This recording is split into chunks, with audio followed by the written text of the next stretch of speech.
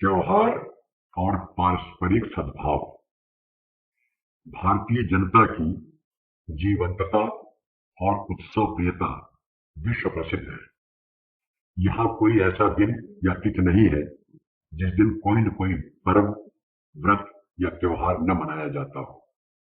स्वामी माधवाचार्य के अनुसार त्योहार शब्द कदाचित तिथि और वार शब्द का ही अपभ्रंश रूप है, क्योंकि सभी त्योहार किसी न किसी तिथि या वार से ही संबंधित होते हैं।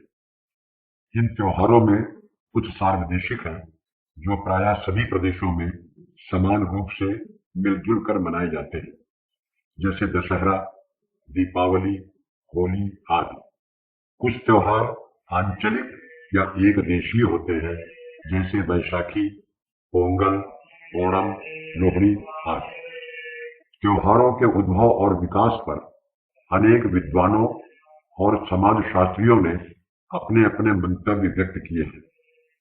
अधिसंख्य त्योहारों के समारंभ का आधार किसी धार्मिक या ऐतिहासिक घटना को ही माना जाता है, किंतु अनेक विद्वान उन्हें ऋतु मूलक या ऋतुओं पर आधारित मानते हैं।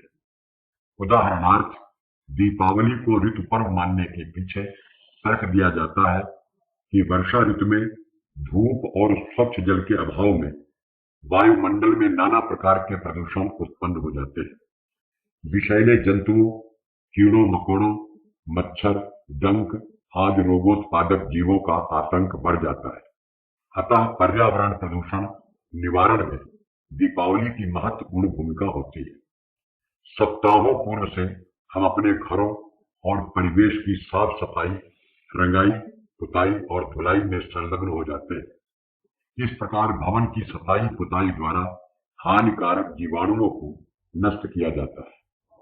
दीपमालाओं से उत्पन्न गर्मी तथा धुआं संक्रामक कृमियों का व्यापक संहार करने में समर्थ है। नवरात्र, होली आदि के विषय में भी इसी प्रकार उनके ऋतु पर्व होने संबंधी विचार प्रस्तुत किए जाते हैं। विहंगम दृष्टि से देखने पर हमें प्रतीत होता है कि इन त्योहारों के पीछे महान उद्देश्य छिपा हुआ है। हमारे अधिसंख्य पर्व व त्योहार आर्थिक, सामाजिक तथा स्वास्थ्य विषयक उद्देश्यों के साथ साथ धार्मिक, आध्यात्मिक तथा नैतिक परिष्कार के महान लक्ष्य की प्राप्ति में सहायक होते हैं। पर्व शब्द प्री धातु से निष्पन्न होता है, जिसका अभिप्राय है कि मनुष्य के जीवन में जो भी न्यूनताएं या त्रुटियां हैं, उनका निराकरण करके जीवन को पूर्ण और सर्वतोभावेन सुरुचिपूर्ण बनाया जाए। पर्व प्रायः धर्मस्थलों, मंदिरों या तीर्थादिकों में देश के विभिन्न क्षेत्रों से आए जन समुदाय के साथ उल्लास पूर्वक मनाए जाते हैं। हम भले ही आज अपने त्योहारों के सांस्कृतिक महत्व को भूलते जा रहे हों, तथापि आज भी होली, दीपावली, दशहरा, रक्षाबंधन आदि त्योहारों के अवसर पर लोगों की एकता, सामाजिकता, आत्मीयता, सद्भाव और सौहार्द के दृश्य देखते ही बनते हैं। इन त्योहारों के माध्यम से हम जाने अनजाने आत्मीयता और पारस्परिकता के सूत्र में बंधकर आत्मवत सर्वभूतेषु की भावना से ओतप्रोत हो जाते हैं। अतः ये सुस्पष्ट है कि हमारे पर्व और त्योहार मात्र हंसी खुशी या मनोरंजन के साधन ही नहीं, अपितु समाज में पारस्परिक सद्भाव उत्पन्न करने तथा समाज को संस्कारित करने के सशक्त उपाय भी हैं। विजयादशमी के त्योहार को हम यहाँ उदाहरण के रूप में ले सकते हैं। ये महान पर्व आतताई लंकाधिपति रावण पर धर्म के संस्थापक भगवान राम की विजय के उपलक्ष्य में मनाया जाता है। भले ही यह एक ऐतिहासिक वृत्तांत हो, किंतु इसका आध्यात्मिक महत्व कहीं अधिक है। वेद में हमारे शरीर को 8 चक्र और 9 द्वारों वाली अयोध्यापुरी कहा गया है। अष्ट चक्रा नवद्वारा देवा नाम पूर अयोध्या। इसे देवताओं की नगरी माना गया है। इस देवनगरी में सद्वृत्ति रूपी राम और दुर्वृत्ति रूपी रावण के बीच अविराम संघर्ष चलता रहता है। हमारे मन, बुद्धि, चित्त और अहंकार रूपी अंतःकरण पर जब शुद्ध आत्मा का नियंत्रण हो जाता है, तो सद्वृत्ति के प्रतीक पुरुषोत्तम राम विजयी हो जाते हैं और तमोगुणी आसुरी वृत्ति के प्रतीक रावण, कुंभकर्ण और मेघनाद का विनाश हो जाता है। विजयादशमी का पर्व इसी आध्यात्मिक संघर्ष का प्रतीक है।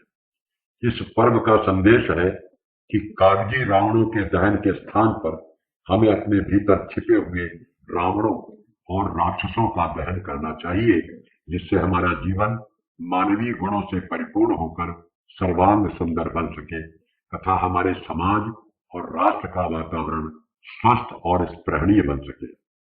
आज मानवीय क्रियाकलापों में एक मूल्यात्मक ह्रास की अनुभूति हो रही है। विश्व के विचारक और समाजशास्त्री इसी उधेड़ बुन में पड़े हैं कि मानव के वैयक्तिक और सामाजिक जीवन को कैसे संवारा जाए। पर्यावरण प्रदूषण की अपेक्षा आज सांस्कृतिक प्रदूषण की समस्या कहीं अधिक भयावह दृष्टिगोचर हो रही है, जिसके समाधान की आवश्यकता है।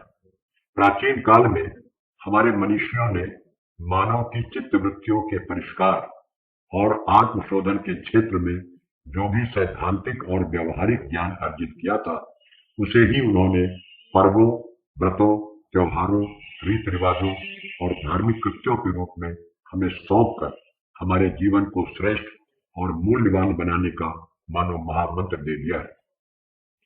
जैसा कि पूर्व में कहा जा चुका है, हमारे अधिसंख्य त्योहारों और पर्वों का उद्भव धार्मिक घटनाओं पर आधारित है। अतः इन अवसरों पर जहाँ उत्सवों का आयोजन होता है, वहीं व्रत, उपवास और तीर्थ यात्रा या तीर्थ स्नान का भी आयोजन होता है। व्रत और उपवास या उपासना का अनेक दृष्टियों से हमारे जीवन में बड़ा महत्व है। तभी तो प्राय सभी धर्मों में किसी न किसी प्रकार के व्रत या उपवास का प्रावधान किया गया है। व्रतों के प्रभाव से मनुष्यों की आत्मा शुद्ध और निर्मल होती है। कायिक, वाचिक, मानसिक पापादिकों का क्षय होता है। बुद्धि, विचार, ज्ञान तंतु और संकल्प शक्ति का विकास होता है। व्रतों से कायिक व्याधियों यथा अजीर्ण, मंदाग्नि, जलोदर, राजयक्ष्मा जैसे असाध्य तथा प्राणांतक रोगों का शमन होता है। उपवास या उपासना का शाब्दिक अर्थ है परमात्मा से निकट संबंध स्थापित करना।